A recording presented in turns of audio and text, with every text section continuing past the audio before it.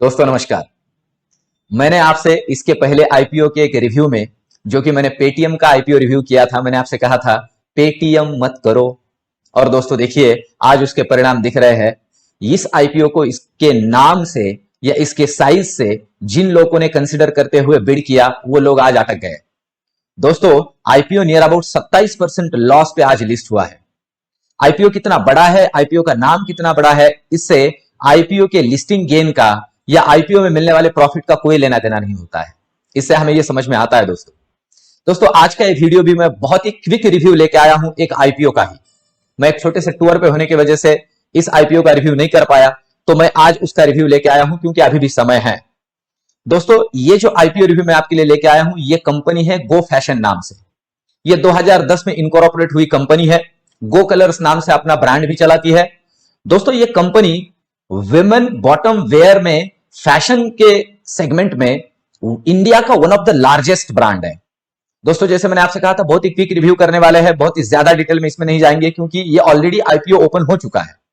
आज आईपीओ का दूसरा दिन है और आने वाले मंडे को ये आईपीओ क्लोज हो जाएगा। दोस्तों बीच में सैटरडे और संडे ये 2 दिन आ गए, इसलिए 22 नवंबर को ये आईपीओ क्लोज होने वाला है।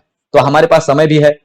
अगर किसी ने इस आईपीओ को अभी तक बिड नहीं किया है तो आपके पास समय भी है, और अगर आपको लेटेंट व्यू एनालिटिक्स का आईपीओ नहीं मिला है तो आपके पास उसके ही पैसे भी है।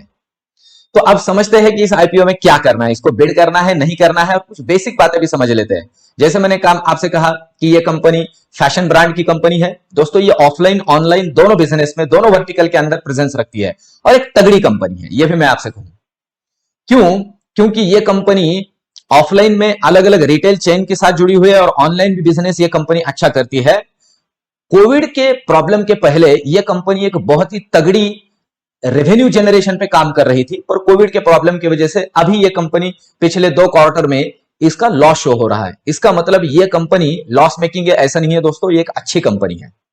अब दोस्तों ये जो आईपीओ कंपनी लेके आई है, इस आईपीओ के कुछ इंपॉर्टेंट डेट्स के बारे में समझते हैं। 17 तारीख को ये आईपीओ ओपन हो चुका है ऑलरेडी और 22 तारीख को क्लोज हो जाएगा। अप्रोक्सीमेटली अगर देखा जाए तो 1014 करोड़ का ये इशू है, जिसके अंदर कंपनी 655 से लेकर 690 रुपए के प्राइस बैंड पे हमें शेयर इशू कर रही है, ऑफर कर रही है। 690 रुपए से हमें एक लॉट के लिए बिड करना है और एक लॉट 21 शेयर का है। दोस्तों इंपॉर्टेंट डेट के अंदर जैसे मैंने आपसे कहा 22 तारीख को ये क्लोज हो जाएगा।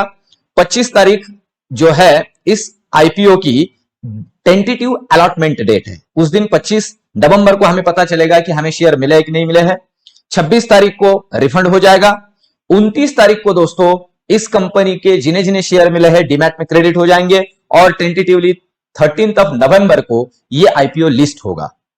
अब दोस्तों सबसे इंपॉर्टेंट पॉइंट समझते हैं कि इस आईपीओ को बिड करना है कि नहीं करना है। दोस्तों फैमिली के हर एक फैमिली मेंबर के नाम से इस आईपीओ को कंपल्सरीली बिड कीजिए, एक लॉट के लिए। कंपल्सरीली एक लॉट के लिए बिड कीजिए।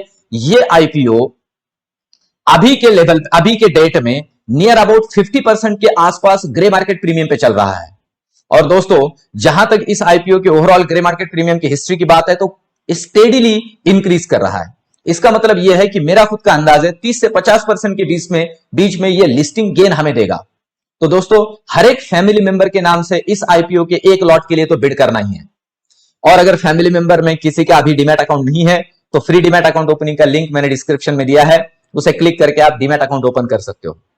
तो दोस्तों इस आईपीओ के लिए मेरा तो आपको थम्स अप है और कंपल्सरीली इस आईपीओ को बिड कीजिए। एक अच्छा लिस्टिंग गेन इस आईपीओ में मिलने की प्रोबेबिलिटी है। दोस्तों ये क्विक रिव्यू आपको कैसा लगा कमेंट में जरूर लिखिए। इस चैनल को अभी तक आपने सब्सक्राइब नहीं किया है तो सब्सक्राइब कीजिए, आपके दोस्तों परिजनों को बताइए। मिलते हैं दोस्तों अगले वीडियो में, तब तक के लिए धन्यवाद।